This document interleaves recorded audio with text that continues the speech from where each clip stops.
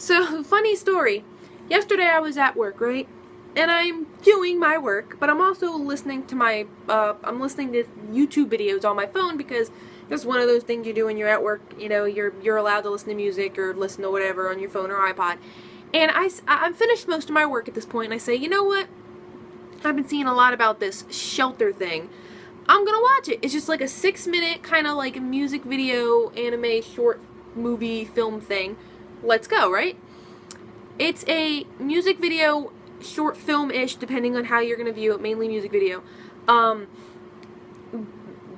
It's a collaboration between Porter Robinson, who I didn't know anything about. I still don't really know much about, except that he made this, and A1 Pictures, which is kind of funny considering, like, everybody kind of knows A1 Pictures just, like, mass produces shows. And I don't hate A1 Pictures. I actually like shows A1 Pictures put out. But they do put out a lot of shows, and a lot of them do end up being kind of subpar. So I think it's kind of funny that, you know, that was the studio we worked with.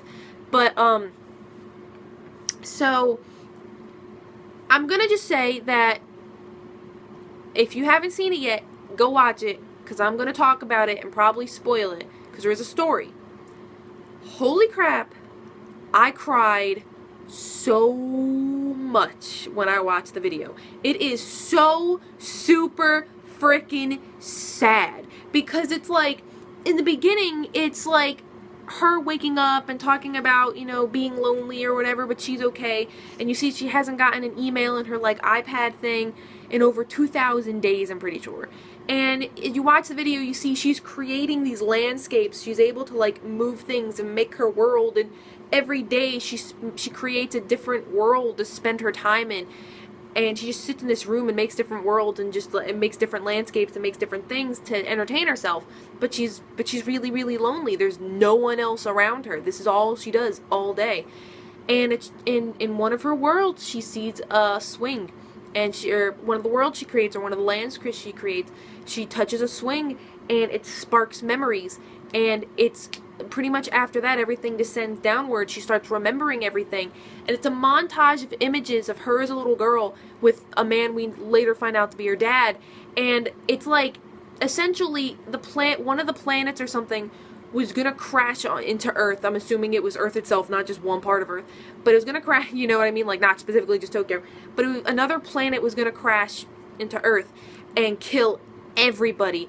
And so while spending time with his daughter, he also spent all of his free time creating a ship, a single ship, rocket ship thing, that would be able to take, a one-seater that would be able to take her into space. And as the Earth, right before the, you know, there wasn't a lot of time, and right before the other planet came crashing down, he put her in there, hooked her up to something, and sent her off into space so that she'd be safe when everybody else died. And every day since then, she's pretty much been living in this, like, virtual reality world, unaware of what's going on around her.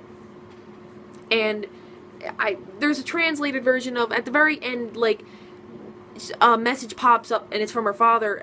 People have translated the letter, and it's kind of sad, but he essentially is like, you know, blah blah blah, you know, one day you'll be strong enough to know the truth and all this stuff. And, you know, the whole thing is like, even though these memories are sad, they give me strength, and I know even when I accepted and realized my loneliness, I'll be able to keep going or whatever. And it's just her floating aimlessly in space.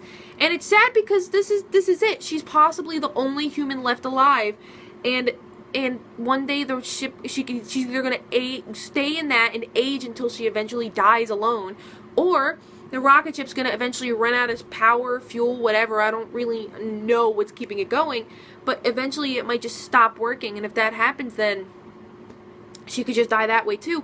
And it's just so, I watched it once, okay, and I was sobbing, and I was lucky nobody noticed that I was, like, crying super hard.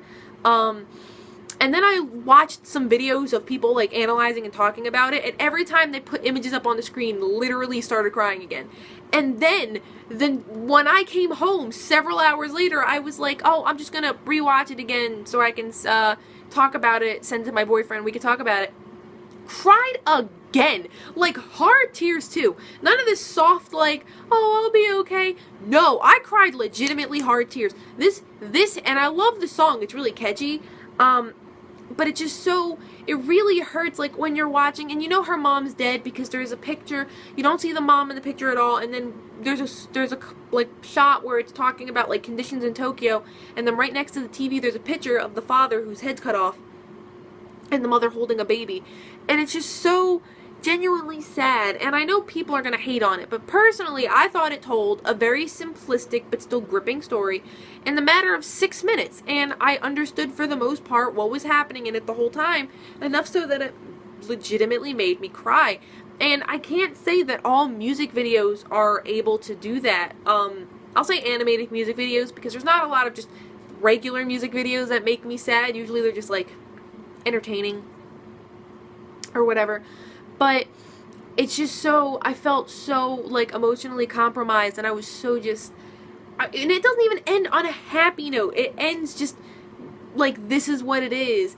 And I was just so heartbroken, but, like, if you didn't like it, or if you thought it was meh, that's totally fine.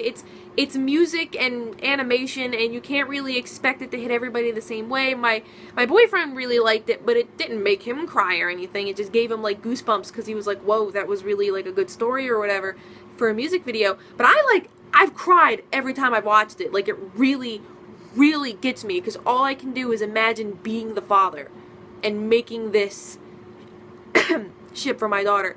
And that's what gets me. It's not about the little girl. It's not the little girl dying. It's not about the whole. It's empathizing and imagining what the father's feeling. And that's what ends up, like, really killing me in the end. So, wow. It was just so, oh my god. I had so many emotions. Because I was like, sometimes I wasn't expecting it to get that sad. Because the beginning is so, like, it's like about her loneliness, but it's also kind of happy because she's, like, jumping around and moving trees and making canyons and stuff, and I was like, oh, you know, whatever. And then it just, bam, gets super, like, one image triggers the rest of the memories, and it just really, from there, just really messed me up. Ow, my god, I kind of want to watch it again, but I'll just cry, so I shouldn't. But overall, I loved it. I loved it. I'd probably give it a 9 out of 10, maybe 10 out of 10 depending on the day. Probably more like a 9, 8 or 9, most likely a 9 out of 10. Just, damn, so good. Let me know what you thought of Shelter in the comments below, and I'll talk to you later. Bye.